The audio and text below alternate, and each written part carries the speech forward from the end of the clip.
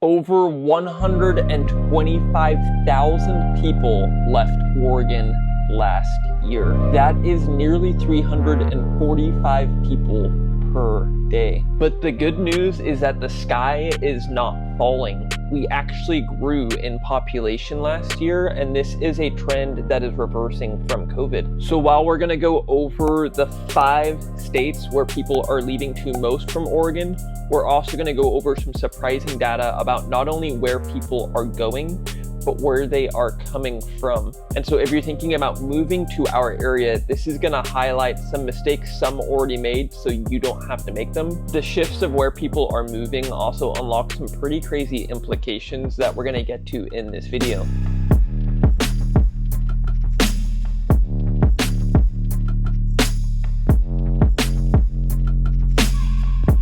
If you're thinking about moving to Portland or Vancouver, I'm a licensed Oregon and Washington real estate agent. My free relocation consultation will help prevent you make a $700,000 mistake of planting roots in the wrong spot.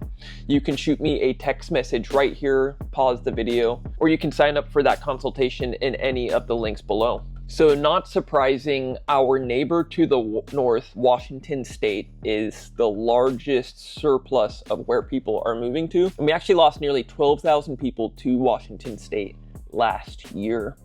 Now, the reason this isn't surprising is that whereas Oregon has a 9.9% sales tax, places like Vancouver, Washington have 0 sales tax. So while some people are moving up to Seattle, the data and statistics actually show from a county by county basis in the Portland metro area, Vancouver is actually growing. Clark County in this chart is actually growing a lot faster than even some of the hot suburbs of Portland like Clackamas or Washington County.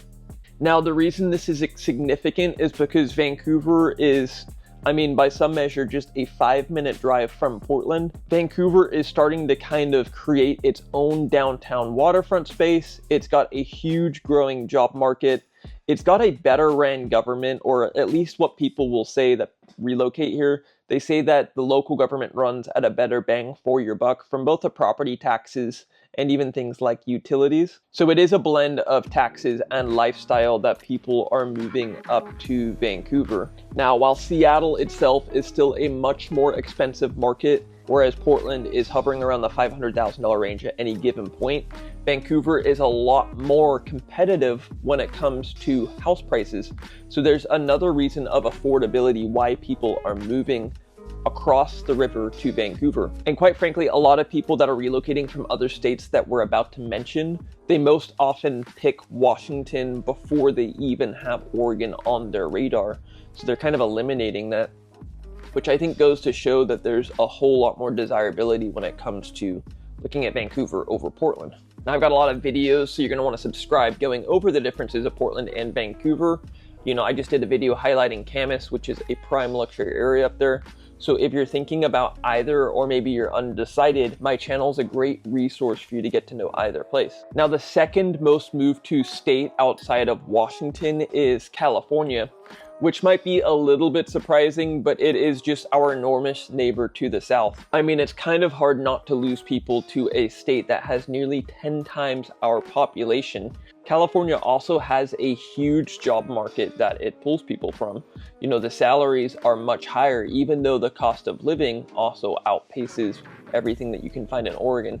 Whereas your average salary in the Portland area is hovering around $100,000, your average salary just to get by in a place like San Francisco is often over $250,000 to keep up with the $1 million plus house prices. The biggest thing that surprises me about the statistics between both Washington and California, if you're looking really closely, the surplus that we get from California eventually spills into Washington, almost like there's a huge bathtub wave that water gets poured in this way and then it gets displaced out of the cup on the other end. Now, I'm sure that for every person that comes from California, it's not automatically making somebody move from Portland to Vancouver, but it is an interesting trend that whereas we've got a net loss of about 11,000 people to Washington, we're up by about 13,000 to California. Now, the next state, and this is the third state, it might actually surprise you given that most often people are relocating within the western states. You know, moving from California to Oregon to Washington, being in the top of the list is almost not too surprising. But the third biggest outbound move is actually Texas. Hey, Patrick, what am I now? Stupid. I have a lot to be thankful for tonight. I'm thankful for America. And this one comes at almost a break even. I mean, I shouldn't say break even because Texas is so big that extra 198 Texans that we have in Oregon really are, I mean, everything's bigger in Texas, right? So it really makes a huge difference when it's a surplus. But you know, I've got a lot of people relocating from Texas, and most often I'm seeing it's a huge job shift. Whereas Portland actually just got knocked out by Austin as the 25th biggest population center in all of America. So Portland, Vancouver, Hillsborough area is now 26 and Austin jumped to 25th. It might actually not be too shocking to see those two change sides again in that battle for the 25th biggest city. And funny enough, both Austin and Portland have the keep Portland or keep Austin weird thing going for them. But yeah, I mean, I think jobs are a huge reason I'm seeing people make that move outside of their comfortable, more southern Midwest living over to the West Coast. You know, Portland has a huge expanse of different jobs in our area. And there's a lot of large employers that are simply not present in either the South or Texas or on the East Coast that bring people to our West Coast headquarters. The reason people are moving back and forth right now has a lot to do with the musical chairs that happened during COVID, both in the job market and climate, which I think is a huge reason that our next fourth biggest state of where people are moving out of Oregon back to is Arizona, which, while it is on the western side of the United States, is a completely night and day climate difference from the Oregon. When I'm talking to people like you relocating from Arizona, most often the biggest reason I hear for why you're coming up here is a change in climate or a change in pace. But a lot of people are moving back to the tune of nearly 5,000 people that left last year. So while we do have a surplus of nearly 3,000 people that are moving to Oregon and they find literal greener pastures, you know, there are people that I've talked to that have moved to Arizona back in like 2020 when COVID happened, and they're starting to regret it and coming back up. But the same is happening on the other side of the boat. They left from Arizona in 2020 to get a change of pace, and now they're deciding that moving back is right.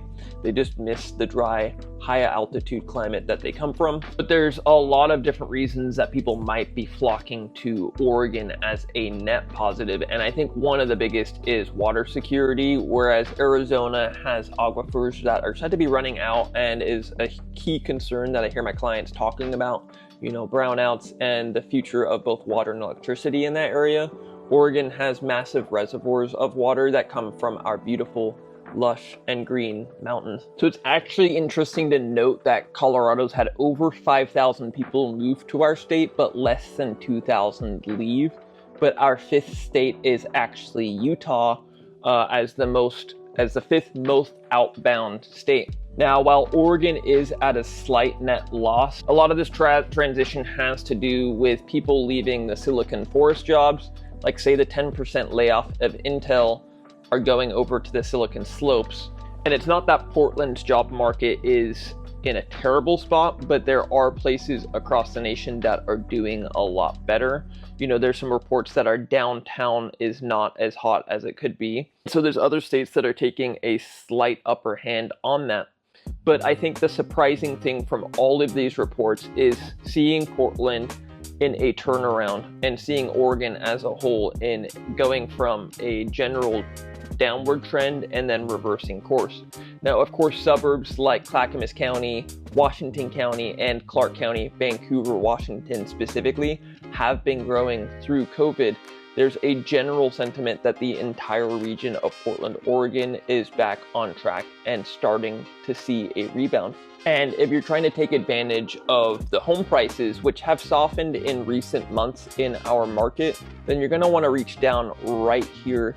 And so while there are a lot of people that are still moving to different states from Oregon, what this data is really showing me is that there's still a huge flood of people coming to our area for the slower pace from a place like the Hollywoodization of California or from the larger tech jobs of Seattle. There's people that are moving from the Midwest or Texas for a different job. And so we're going to still be seeing robust growth in both the Portland and Vancouver areas. If you're wanting to book a call to go over your relocation to our area, you can do that by texting me right below. You can tell me if you're interested in Portland or Vancouver, maybe both, you haven't decided yet. I can offer you a free scouting trip to make sure that you're planning routes in the right area. You know, whether that's a face-to-face call or you're shooting me an email, I'm happy to talk days, nights, and weekends. Thanks for watching this week's video. Watch this video next. Subscribe down below if you're thinking about moving to Portland or Vancouver, and I will see you next week. Hey!